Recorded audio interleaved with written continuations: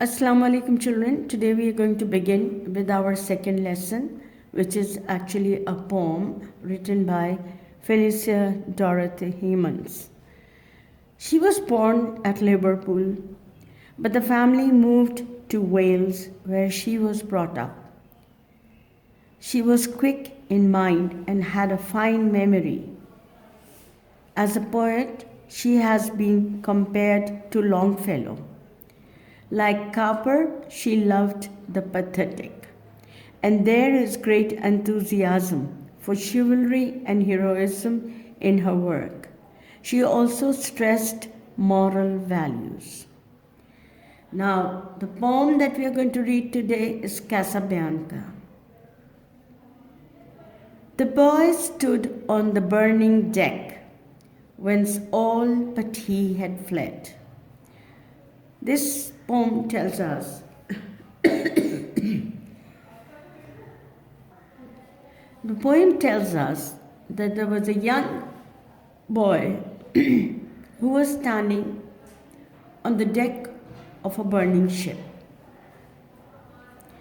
Everyone had left the ship and saved their life, but this boy stood there. Everyone had fled, ran away. The flame that lit the battle's wreck, actually, the fire was so strong and the flames were so high, and they lit up the whole place. Everything became lighted up, and one could see the wreck of the battleship. Shown, and that one could see all around them, there were what is a wreck actually? The damaged part of either a building or a ship or messy things. Okay. All right, the very first stanza tells us that a ship was burning. It was a battleship. And on the deck of that battleship stood a young lad, a young boy. And the fire was really bright, and flames were very, very high, and they lit up the whole area around that ship. But what is important for us to see and understand, in this situation, yet beautiful and bright he stood. Who are we talking about? The young boy who was on the deck, on the burning ship. He looked beautiful and bright and brave, as born to rule the storm, as if he was born to rule the storm. That is, to face all the difficulties. A creature of heroic blood. He calls the young lad a creature. But what sort of a creature? A living being who had heroic blood in him, was bold, courageous, dauntless. A proud though childlike form, although he was a young boy, but one could feel there was a look of pride on his face. The flames rolled on. Now, Felicia describes the surrounding and especially how the fire was burning. The flames rolled on. That means it was becoming stronger and stronger. He would not go without his father's word. Now, what does this tell us? That his father had asked him to stay at the deck, and he did not move an inch from there because he was waiting for his father's permission to let him go. But what happened to the father? That father faint in death below. His voice no longer heard. Unfortunately, his father had died. He was unconscious, faint, and his voice, nobody could hear him again.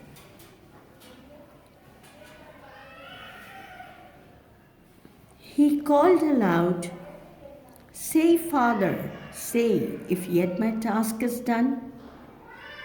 He calls for his father, asking him, "If my job is done, if I am through with my work, should I leave the place?" He knew not that the chieftain lay. His father was the captain of the ship. And the boy was unaware of the fact that the captain was lying there unconscious, knowing nothing about the surrounding because he was no longer there. He couldn't hear his son because he was no longer alive. "Speak, Father." Once again he cried, "If I may yet be gone." He asks his father if his job has been done and if he may leave. But the booming shots replied. He didn't get a reply from his father because the captain had died. He was unconscious of his son. And in reply to his question, he could hear shots of the firecrackers. And fast the flames rolled on. Now, flames became higher and higher. The flames were bright and strong. The child could feel the heat of the flames upon his brow. He felt their breath and in his waving hair. So the flames were so high that even he could feel them on his brow and the hair. And looked from the lone post of death in still yet brave despair. Now there, standing in such a position where the flames were so high and burning hot, the boy still stood there. And the spot where he was standing, poetess calls it as lone post. A post, a position where he was alone. And that was a post of death because everything around the ship and on the ship were burning in high flames. But that boy looked absolutely untouched, brave, courageous, full of valor, and shouted but once more aloud, "My father, must I stay?" While o'er him fast, through sail and shroud, the wreathing fires made way. Now he still kept on calling his father, asking for his permission to leave the ship. But in reply, he could only hear and feel the flames. They had reached high enough to touch the sail, to burn the sail and shroud. Sails are those cloth-like structure which are tied to the boat for the winds. And shroud is a rope kind structure tied from a long pole to the side of the ship. The answer was just high, strong flames. They wrapped the ship in splendor wild. They, that is the flames. They engulfed the ship. They surrounded the ship. And they caught the flag on high. Even the highest flag was burning now. And all the pieces different pieces which have already been burnt. They were all around the young boy. The gallant child stood there. The brave child stood there. And everything, the fire was burning like banners in the sky, like flags or piece of cloth which is placed in the air. So the flames were like banners in the sky. There came a burst of thunder sound. The boy, oh, where was he?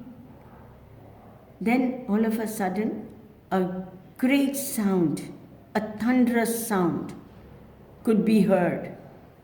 And all of a sudden, the boy had disappeared. Where did he go? Where was he? That was a question that comes to the mind. The answer is, ask the winds. The wind around the ship will tell us. Because the winds had spread all the burnt pieces of the ship all over the sea. Strewed, spread. With mast and helm and pennon fair. Mast,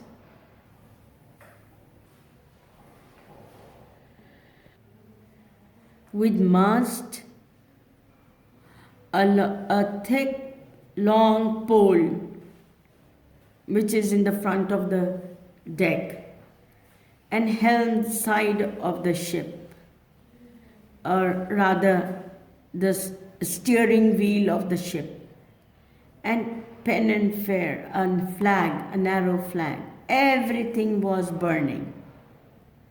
That well had borne their part, and every part of the ship had played their part in the battle.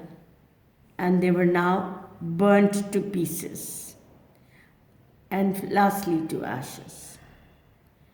But what was the noblest thing that died?